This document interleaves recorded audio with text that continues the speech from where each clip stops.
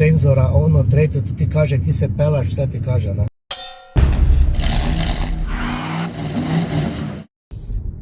Lukovica, draga vas domača. Kam gremo, na lovsko? Vem, umazana šipa, ampak lej, ki je avto pri meni na testu, se ga uporablja, se ga preizkuša, se ga obremenjuje na različne načine, na cesti, s prtljago, z ljudmi. Konec koncev sem ga dal zapeljati celo sosedu, ker me je zanimalo, kaj bo povedal, ker on voz pa prejšnjo generacijo, letnik 2017. Ampak to pride na konc, bo zanimiv, obljubom. A če hočeš na lovsko, greš kle proti Mišotu, pa na Kluki v eno streliš.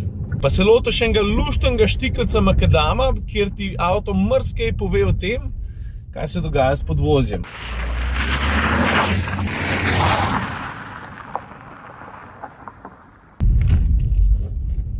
Ajde, dajmo se spraviti. To se pravi, za mano je Kia Sportage. Nič ni narobe, če rečeš tudi Sportage. Angliji rečejo Sportage, mi rečemo Sportage. I don't know. Zdaj malo hecen bi bilo, če se ne bi kar od začetka lotil oblike, ker je... No ja, moram priznati, da je Sportage verjetno eden najbolj upadljivih SUV v tem trenutku sploh. In zdaj, če ti že kažem sprednji del avtomobila, ki je zares odbit, lej, samo ledica se vleče od tukaj pa vse do sem dol in če to skupaj spravaš pa namereš, je to skoraj na 70 cm. Mimogrede, žarometi, te so pa LED matrični in jih moram že kar v štartu pohvaliti. Ponoči se izvrstno prilagajajo prometu, ko gre skupaj s tabo in vsem tistim, ki prehajajo nasprot, pa pešcem, kolesarjem in tako naprej. Pohvala. Pa če še malo ostanemo pri tem odbitem sprednjem delu, lej, gre za opremo GT Line, kar pomeni, da je poudarek na športnosti. Kia je spremenila logotip, ni več krogec pa noter napis Kia, ampak takole samostoječe črke. To spremembo vidim, da porajate tudi tisti, ki vas avtomobili sploh ne zanimajo. A veš, se je treba zavedati, da je bo že prejšnji Sportage tako oblikovno precej zanimiv, pa poseben sploh sprednjega dela, ampak to, kar pa vidimo tukaj, je pa totalen upgrade. Se boš videl, čak da pridemo do kabine,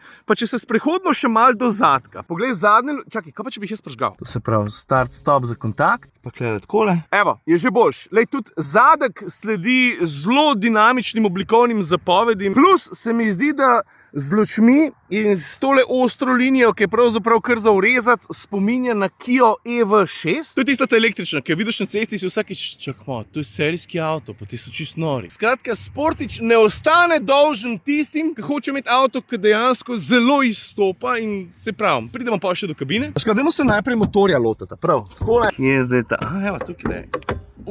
Evo mašino, gre za razmeroma majhen motor, turbo benzinar, vidiš tudi, piše tukaj le turbo. 1,6 litra prostornine skupaj s turbino pomeni 132 kW največje moči. V osnovi gre za zelo odziven izdelek, ne da zdaj ta avto razmetava od zmogljivosti, pa da imaš 0 do 106 sekund. Pogon je speljan na sprednja kolesa, pa motor je združen s 7-stopenjskim dvosklopčnim menjalnikom. Zdaj pa dve stvari. Prva reč, meni se zdi, da je ta avto, glede na zmogljivosti, ki zdaj tako izredna, pa spet ni mal preveč prasku s prednjimi kolesi, ki sem stopil po gasu. Druga reč pa se mi zdi, da je bil menjalnik predvsem pri speljevanju mal nemiren, neodločen in to mi ni bilo všeč. Čim si pa vzel čas, pa vozil umirjeno in od njega ne zahteval preveč, je deloval pa uglajeno. To se pravi, umirjeni vozniki ne rabiš nič skrbeti, tisti malo bolj dinamični. To sem recimo jaz. Meni šla pa ta neodločnost predvsem pri speljevanju, pa pri pospeševanju ali pa eventualno pri kakšnem kickdownu, mal na jetra moram priznati. A pa še poraba, ta se mi je zdela več kot sprejemljiva, glede na moj vozniški stil, predvsem pa glede na to, da sem zares velik na avtocesti, se je pri meni povprečje ustalil pri dobrih 8 litrih, 8,1, če sem natančen. Če na avtocesti ne boš velik, če boš vozil umirjeno 7, mogoče 7,5, skratka dobra številka glede na velikost avtomobila pa na zmogljivost. Zdaj tole zaprl.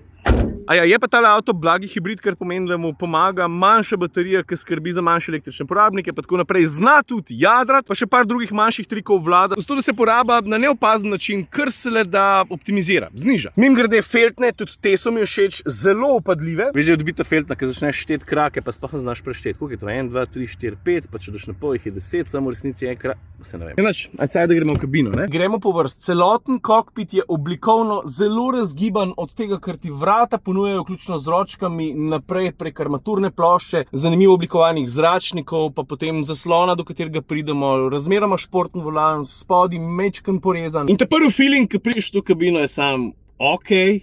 Ok, upgrade. Sploh če veš, kakšen je bil prejšnji Sportič. Pa da so voznikova stran, zato ko boš lepši videl zaslon, veš. Glej, takole, oči najprej ujame tale ukrivljen zaslon, ki se razteza čez polovico celotne armaturne plošče. V resnici gre za dva zaslona, en je tistale instrumentna plošča pred voznikom, ta drug je pa tale namenjen vmesniku. Zdaj, tovrstno oblikovni pristop z velikim ukrivljenim zaslonom že poznamo, mimogrede smo nekaj podobnega videli že v kakšnem Mercedesu, pa BMW-jih tudi, pa da ne bomo krivice delali, ne. Tudi EV6 se poslužuje enake taktike in moram reči, da v živo je, kaj pa jaz vem, to je tisto. Eni sovražijo, eni imate radi. Moram reči, da mi je všeč, pa vse skupaj malo povezan tudi z nabiranjem prahu, tukaj na sredinskem grebenu. Ti bom zdaj pokazal. Poglej, osnovni material sredinskega grebena oziroma te konzole z vsemi stikali, ki jih potem opišem, je pianoplastika. Nekaj najdemo tudi na desni strani armaturne plošče, pa potem tukaj pri vratih, na obeh straneh seveda. Zgleda lepo, je pa fajn, če ti prah ne gre na jetro. Jaz osebno bi mogoče raje zbral kakšno, kaj pa jaz vem, aluminijasto varianto ali pa mogoče kakšno bolj grobo plastiko. No, ampak da boš videl, kaj se tukaj pravzaprav sploh dogaja. Začetek tukaj je en takle skrit predal z USB-C pa običajnim USB izhodom, pa potem na desni strani gretje sedežev, hlajenje sedežev, gretje volana in enako seveda še za sovoznika, pa potem okroglo vrtljivo stikalo za izbiranje drive, neutral, reverse in pa seveda parking, pa pod njim programi vožnje, pomoč pri parkiranju in tako naprej. Ja, pa valjda cup holderji, dodatno odlagališče tukaj zadaj, kjer imam jaz tole krpico, pa stav. Jabolka vam not. Ok, zdaj pride na vrsto pa en detalj, ki se mi zdi precej posrečen, pa moram priznati, da ne zahteva veliko prilagajanja, sam pač tukaj moraš prešaltati, pa si pa not. Poglej, pod zaslonom vmesnika imaš ti eno zelo dolgo površino občutljivo na dotik. Tukaj upravljaš z multimedijo, sprav map, navigation, radio, media, setup in vse, kar potrebuješ, da začneš rihtati po zaslonu tukaj gor. A veš, recimo, ne vem, če pritisnem setup, se ti pokaže osnovni meni, skrajno levo in skrajno desno dve običajni vrtljivi stikali, v tem primeru za zbiranje radijskih postaj, recimo, ali pa za volume, a ne? Ampak pol pridemo pa do tega, čakaj, bom da potihem, do tega gumba tukaj. A te spominja na kaj? Mogoče na klimo? Pazi zdaj, bam! In v tem trenutku je tale celotna vrstica postala posvečena klimatski napravi, pa seveda tudi reguliranju, kar pomeni, da nam je všeč, da so spet tukaj v igri klasična stikala, ker si pa vse skupaj naštimo, ali pa tega ne potrebuješ več, pa rečeš, ok, zdaj bi pa jaz druge reči. In če nisi pripravljen šlatati po zaslonu, stisneš tukajle, pa se celotna vrstica zamena, taka več funkcijska je, vidiš? Človek ne rab veliko, da se temu prvati, je pa seveda bolj varno, če te stvari, mislim, takrat, ko se ne voziš. A veš. A ja, pa še eno opozorilo, ne? Če ne zbereš ene od hujših oprem, ker ta zagotovo je, potem mislim, da boš imel tukaj manjši zaslon. Ej, pa prej gremo v drugo vrsto. Tlele vidim na zvočniku Harman Kardon. Zvoka se ne dotikam doskrat, zato ker smatram, da nisem kvalificiran za kakršnekoli ocene, ker nisem nek audiofil, pa se mi zdi, da večina avtomobilov ponuja povsem dovolj, zato ker jaz potrebujem, ja pa res, da jaz običajno v avtomobilu poslušam podcaste, pa muzike bolj malo, ampak v tem primeru se mi je pa zdel, da bi zvočniki nekaj več od sebe pa vsem lahko dali. Ok, zdaj pa druga vrsta. V drugi vrsti, kaj manj kot pohvale, preprosto ne morem dati. Ne samo zato, ker... Ok, to sem pa zdaj ugotovil, ker sem verjetno po nesreč pritisnil. Veš, da tega tudi opazil nisem.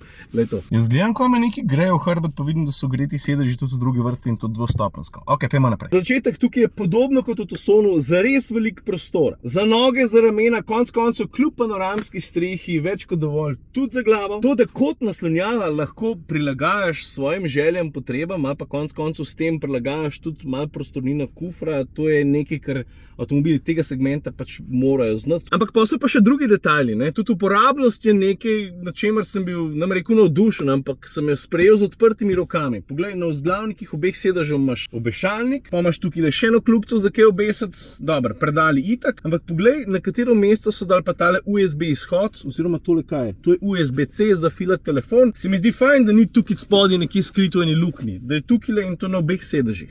Cool. Ok, zdaj pa, ker je Sportič primarno, vse tako se mi zdi namenjen, pa dobro, kje je stikalo tukaj, namenjen družinski rabi, je zelo pomemben, da si ogledamo tudi njegov prtljažnik. Prosim, ignoriri dejstvo, da je umazan. Za tem avtomobilom je en zelo naporen vikend, sicer pa litri. Malo sem pozabil, mislim, da jih je malo manj kot 600, pa mislim, da je ta kufer mečkam bolj skromno odmeren, kot tisti pri Tucsonu, ampak v glavnem govorimo o isti cifri. Ne? To je precej veliko oziroma dovolj sprav za tiste, ki znate pametno pakirati. Je pa res, ker je tole blagi hibrid, ti bom pokazal. da imaš dvojnega dna manj kot običajno in sicer lahko izkoristiš samo tale prvi del. Tudi jaz sem ga zelo dobro izkoristil. 2 odrasla, 3 otroci smo šli na morje, prtljažnika je bilo več kot dovolj, pa smo res veliko s sabo vzeli. In tale ta globok dvojno dno, čeprav ga je samo za polovico celotnega kufra, sem dobro izkoristil, da sem not odložil še par malenkosti. Mislim, par malenkosti. Vino, pa plavutke, pa masko avtomale. Recimo. Drugač pa, a veš, kufr ponuja še druge stvari, ki so precej uveljavljene v tem segmentu pri avtomobilih, ki znajo na to malo popaziti, se pravi še en dodaten hakaček tukaj, pa verjetno se da napeti tudi kakšno mrežo, če za to doplačaš, pa valjda klop se podreje s tem, pa tem vzvodom, recimo takole.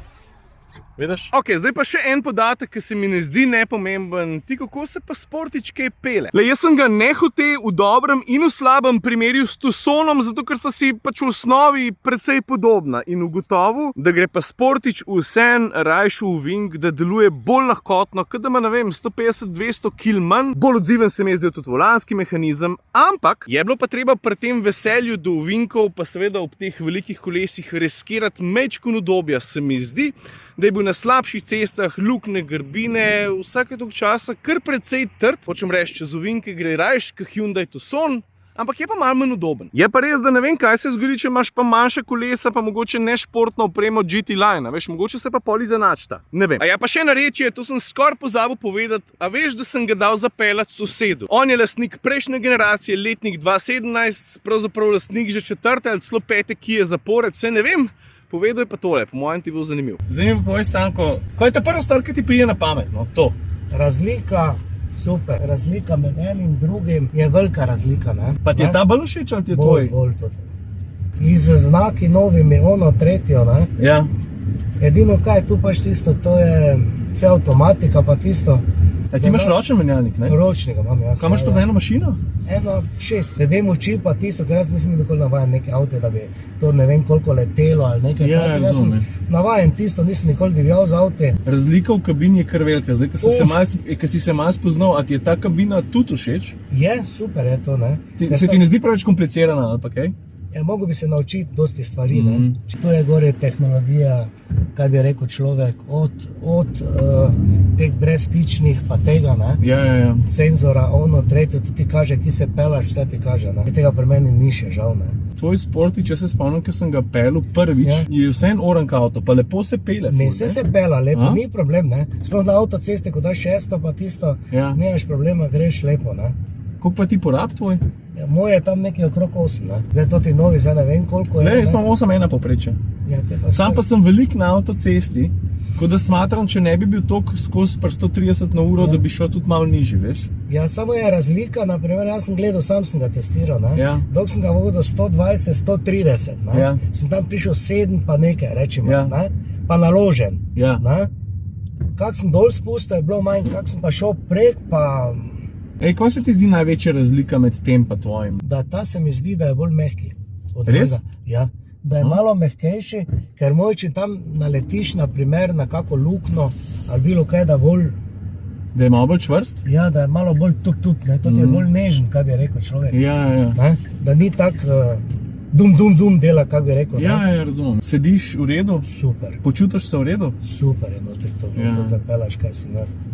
To, ko to pelaš, res je razlika med prejšnjim pa tem avtom, je razlika, je. Jaz sem vse te avte, kaj sem jaz imel, vse Kije. Vse Kije sem jaz imel. Mislim praktično, dobro, tiste Peugeota, kaj sem imel pač tak za po mesti voziti, ne?